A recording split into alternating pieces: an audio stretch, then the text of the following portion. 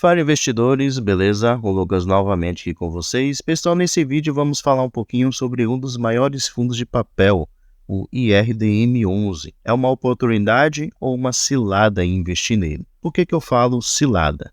Se pegarmos aqui o seu gráfico dos últimos 12 meses, podemos ver que sua cotação caiu bastante. Saiu aqui dos R$ 84,00 lá no dia 13/8 de 2023 e agora, depois de aproximadamente um ano, está custando aqui R$ 70,00.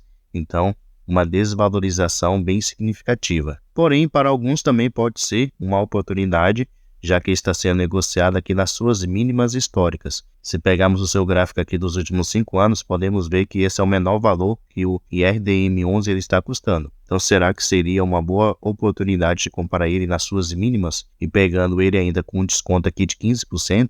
Já que seu P sobre VP está de 0,85, é o que vamos analisar aqui no vídeo de hoje. Como sempre, o vídeo não é recomendação nem de compra nem de venda de nenhum ativo. Se o fundo lhe interessar, procure se aprofundar para que assim você possa fazer uma boa escolha, beleza? E sem mais enrolação, vamos lá. Atualmente o fundo está custando aqui R$ 70,62. Seu dividend yield, que é a sua rentabilidade acumulada dos últimos 12 meses, está de aproximadamente aqui 12,5%. P sobre VP eu já mencionei. Está com deságio, desconto aí de 15%, liquidez média diária próxima aqui dos 4 milhões, então é um fundo bem negociado. Se descermos um pouquinho aqui, podemos ver que seu valor patrimonial é um pouco superior a 3 bilhões de reais, então ele é um fundo grande. Seu preço justo, podemos ver que seria aqui os R$ 84,52, mas ele está sendo negociado a R$ 70,62. E seu último rendimento pago aos seus cotistas foi aqui no valor de 74 centavos por cada cota. Foi exatamente nesse mês que ele pagou. E podemos ver que esse foi um dos menores valores que ele pagou desde o ano aqui de 2020 para cá. Então, tanto a sua cotação como os seus rendimentos caíram bastante no decorrer desse tempo. Vamos aqui, pessoal, no último relatório gerencial do IRDM11 que saiu na última semana e é correspondente aqui ao mês de julho de 2024. Se descermos aqui, podemos ver o seguinte sobre esse fundo. Ele tem qualidades, Ele é um fundo bem diversificado, como a gente pode ver aqui, Aqui podemos conferir alguns dos CRIs que atualmente ele tem. E o que ele tem maior exposição corresponde a um PL, de 2,62%. Então, ele é um fundo muito diversificado. Essa é uma característica muito boa do IRDM11.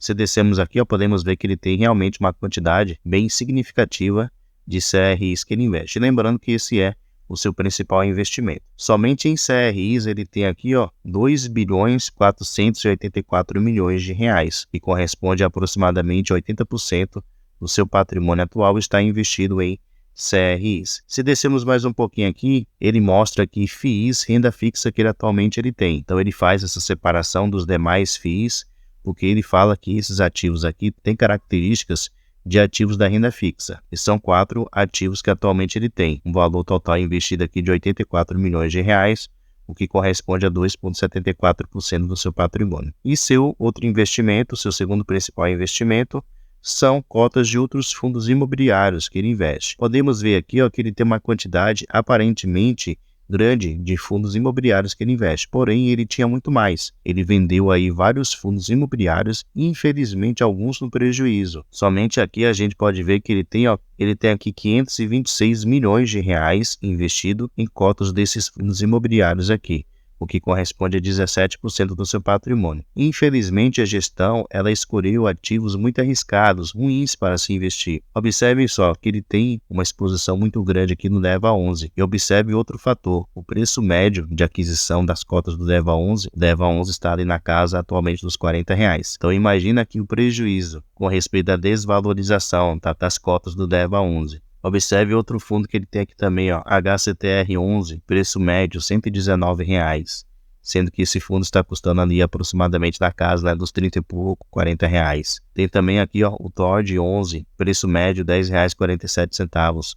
O TORD11 atualmente está custando ali R$ 2 aproximadamente. Tem aqui também o VSRH11, custando aqui preço médio R$ 10. A cotação desse ativo está próximo dos R$ 4. Tem aqui também o XPPR11, atualmente esse ativo está custando, se não me engano, entre 10 e 20 reais aproximadamente. O preço médio dele, R$ 80. Outro ativo que ele também está no prejuízo atualmente, o BARI11. Esse fundo ele fez um desdobramento das suas cotas, Então devemos levar em consideração Mas antes de realizar o desdobramento, esse ativo estava custando ali aproximadamente uns 80 e poucos reais aproximadamente. E o preço médio dele é R$ 104. Então, infelizmente, ele tem aqui, com respeito aos fundos imobiliários que ele investiu, tem ativos aqui muito arriscados. Infelizmente, ele está tendo aqui prejuízos com respeito à desvalorização de muitos desses ativos. Se pegarmos aqui, de modo geral, fundos realmente bons, temos aqui apenas o KNIP11, que é o Canip, né? E um fundo que eu acho bom aqui também, da Aliança, que é o ALZM11, que é um FOF, que tem uma baita gestora. Então, de resto aqui, todos os outros ativos são ativos mais arriscados. E como eu mencionei, ele vendeu vários fundos imobiliários com prejuízo. Então, isso daí estragou bastante a reputação da Iridium, que é a gestora do fundo imobiliário, né? Aqui a gente pode ver como está distribuído o seu patrimônio atualmente, como eu já mencionei. Seu principal são os CRIs, ele tem aqui aproximadamente 78% do seu patrimônio investido nele. Em cotas de outros FIIs, ele tem 17%. Em FIIs da renda fixa, ele tem aqui 2,74%. Em caixa, ele tem 1,43% e na renda fixa ele tem aqui 0,17%. Aqui ao lado a gente pode ver todos os indexadores que atualmente ele usa nos seus CRIs. Porém, o que mais se destaca é o índice IPCA, corresponde aqui a 68% dos seus CRIs. E seu segundo principal indexador é o índice CDI, que corresponde aqui a 8,14%. Se descermos mais um pouquinho aqui, a gente pode ver com respeito a distribuição por setor. Então, outra característica positiva aqui do IRDM11 é com respeito à sua diversificação setorial. No caso, o setor de atuação dos seus devedores. Então, ele também é muito diversificado. Ele tem empresas aqui que atuam na geração de energia, de logística, de loteamento, de shopping, de multipropriedade, saúde, varejo, industrial, entretenimento, assim por diante.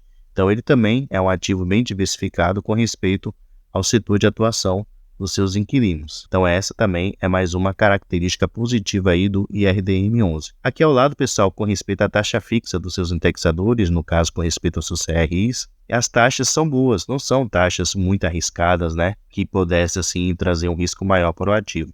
Se vocês repararem aqui, os CRIs que estão indexados ao índice IPCA têm uma taxa média de juros de 8,66%, que é uma taxa muito boa, não é uma taxa arriscada, superior, por exemplo, a IPCA mais 10%, que já é muito mais arriscada.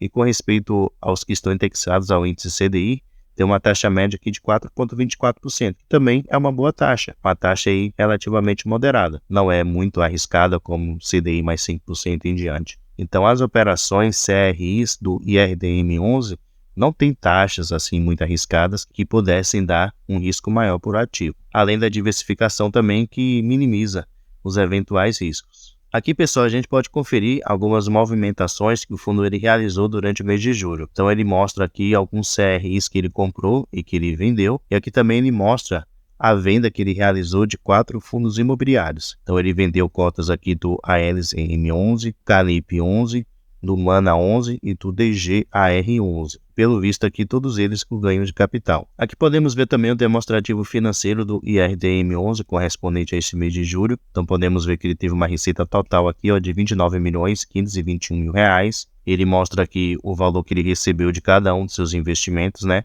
Dos seus CRIs com respeito aos juros e correção monetária, também dos seus FIIs que ele recebeu aqui em rendimentos, também da sua renda fixa e assim por diante. Com respeito às suas despesas, somou o valor de R$2.451.000. Então pegando a sua receita bruta, que foi lá de R$29.500.000 e diminuindo aqui pela sua despesa, que foi de R$2,4 milhões, ele ficou com um resultado líquido de R$27.069.000. E ele distribuiu em rendimentos R$26.961.000. Então, durante o mês de julho, ele conseguiu gerar uma receita um pouco maior do que o valor que ele distribuiu. Uma diferença bem pequena, né, de aproximadamente aí R$100.000. E essa diferença aqui do que ele gerou para o que ele pagou, ele conseguiu aqui uma reserva de R$108.000 aproximadamente. Então, essa foi a diferença. A principal dificuldade, pessoal, do IRDM11 tem a ver com isso daqui, Infelizmente, o fundo ele sofreu calotes, né, de alguns devedores de CRIs. Aqui ele mesmo fala, né, o acompanhamento de algumas operações que foram reestruturadas depois de ter sofrido calote. Então aqui ele mostra, né, a situação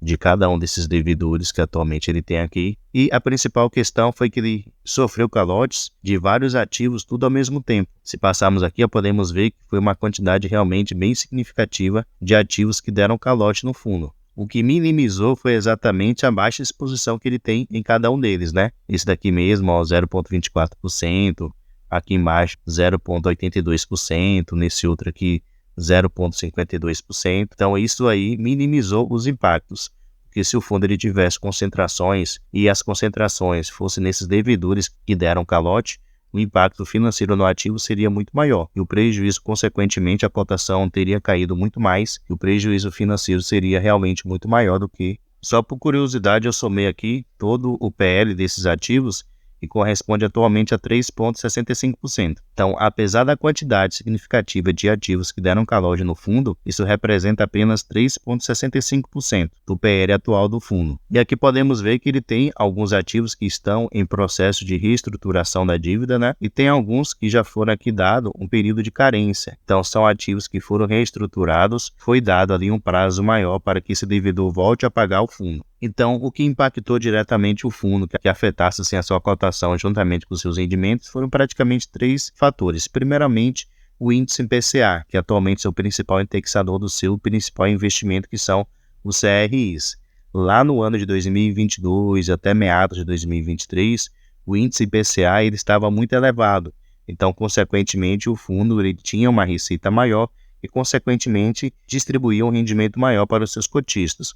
Porém, a partir do ano passado, de meados do ano de 2023, o IPCA ele foi ficando mais controlado. Então, ele foi diminuindo o seu resultado mensal. Então, isso diretamente afetou o IRDM11, já que ele tem o índice IPCA como seu principal indexador dos seus CRIs. Outro motivo que também impactou foi exatamente esses calotes aqui, que mesmo que foi uma exposição pequena de apenas 3,65% da receita do fundo, e o fundo deixou de arrecadar mensalmente, mas isso tem um impacto negativo na reputação do fundo. Quando um investidor ele vê vários devedores tudo ao mesmo tempo, tanto calotes em um fundo imobiliário, isso deixa aquele investidor com medo, cismado, que foi exatamente o que aconteceu no DEVA11, no HCTR11 e outros fundos imobiliários. Porém, o impacto no IRDM11 foi bem menor devido à sua diversificação.